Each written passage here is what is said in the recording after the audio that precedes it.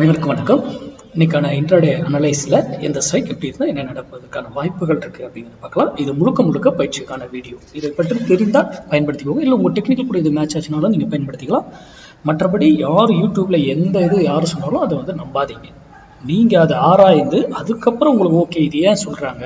எல்லாரும் மார்க்கெட்ல சொல்லிக்கிட்டு இருக்காங்க சப்போர்ட் அண்ட் ரெசன்ஸ், இங்க வந்தா சப்போர்ட்டுங்க ரெசன்ஸ். ஆனா இவர் என்னடா ஒரு ஸ்ட்ரைக்கை போட்டு ஒரு வேல்யூ சொல்லி இந்த பிரைஸ்க்கு மேல இருந்தா அப்படின்னு சொல்றாரு அப்படிங்கறதெல்லாம் உங்களுக்குள்ள கேள்வி எழுணும். அப்புறமா நீங்க போய் பிராக்டிஸ் பண்ணுங்க. இதை சார்ந்து நாம வந்து மார்க்கெட்டுங்கிறது மேத்தமெட்டிக்ஸ் தான் மார்க்கெட், கணக்கு. அதன்படி தான் பங்குச்சந்தை இயங்கும். நம்ம 1000 இருக்கு நமக்கு indicator, pattern, moving average, price action, ஓப்பனன்ஸ், எவ்வளவோ இருக்கு மார்க்கெட்ல. இன்னும் தெரியாது என்னென்னவோ இருக்கலாம், கேண்டில்ஸ் அப்படின்னு எல்லாம் இருக்கு. ஆனால் அது கணக்கின் அடிப்படையில் தான் இயங்கும். அதையெல்லாம் வைத்து ஒன்றும் நம்ம வந்து ஒரு ஒரு யூகத்துக்கு வரலாமே தவிர வர்த்தகம் செய்வதற்கு பயன்படுத்தும். வர்த்தகம் செய்து கணக்கு புள்ளிகள், அந்த புள்ளியில அது வந்து நடக்கும் அப்படின்னு முடிவு பண்ணணும். அப்புறமா நம்ம வர்த்தகம் பண்ண முடியும். சரிங்களா? மார்க்கெட்ல டைமிங்னு ஒண்ணு கிடையாது உள்ள. ஆனா ஆப்ஷன்ல பிரீமியத்துல டைமிங்னு ஒண்ணு இருக்கு. அப்ப இதை எப்படி அது கூட மேட்ச் பண்ணணும்? நம்ம இதுல வந்து டைமிங்கை உடைச்சிடணும். அந்த டைமிங் பயமே நமக்கு இருக்கக்கூடாது. ஓகேங்களா? அதுக்கு ஏற்றாற் போல நீங்க வர்த்தகம் பண்ணணும். ஓகேங்களா? சரி, இன்னைக்கு இனிமே வரும் நாட்கள் என்னால வீடியோ வந்து ரெகுலரா போட முடியாதுங்க.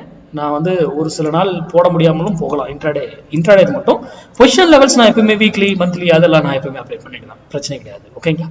சரி, இப்போ இன்னைக்கான லெவல்ஸ், இன்னைக்கு ஸ்ட்ரைக் என்னன்றதை பார்க்கலாம். நிஃப்டி 24,500 கால் 112 ரூபாய்க்கு மேல இருந்தா நிஃப்டி அப்சைட் செல்வதற்கான வாய்ப்புகள் இருக்கு. 112 ரூபாய் கீழே இருந்தா நிஃப்டி டவுன் சைட் செல்வதற்கான வாய்ப்புகள் இருக்கு. அப்போ ஒரு எக்ஸாம்பிள், இதுக்கு மேல இருக்காருன்னு நீங்க ஏதோ ஒரு உங்க டெக்னிக்கல் வச்சு கண்டுபிடிக்கிறீங்கன்னு சொல்லுங்க. அப்போ இது எது வரைக்கும் போயிட்டு எங்க இருந்து திரும்பும் அப்படிங்கறதெல்லாம் ரூல் இருக்கு. ஒரு இடத்துக்கு போயிட்டு அது அதுக்கப்புறம் திரும்பிடும். ஏன்னா அதுக்கு ரிவர்சல்னு ஒரு இடம் அந்த ஸ்ட்ரைக்கு இருக்கு, கண்டிப்பா இருக்கு. அது முடிச்சுட்டு தான் அடுத்ததுக்கு போகும். சரி, இல்ல இது 112 ரூபாய் கீழே இருக்கு அப்படின்னா இது எவ்வளவு வரைக்கும் கீழே போகும்?